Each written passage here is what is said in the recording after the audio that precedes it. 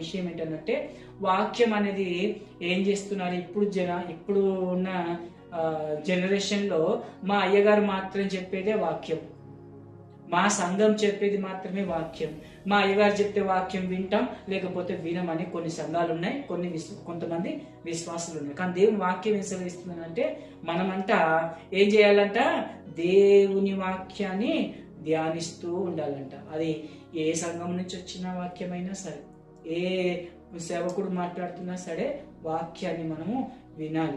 ఇలా వాక్యం వినడం వలన ఏమవుతుందనంటే, ఆ వాక్యం మనల్ని ఏం చేస్తుంది, మన వాక్యంలో ఉంది కదా, వాక్యము 2 అంచుల ఖడ్గము వంటి, అది మనల్ని ఏం చేస్తుంది, మంచికి చెడుకి డివైడ్ చేస్తుంది. కాబట్టి మనం వాక్యం వినడం వల్ల మనలో ఏం పుడుతుంది, మంచి చెడులు కొంచెము సపరేట్ అవుతాయి. మనకు ఆ వాక్యం వినడం వల్ల భయం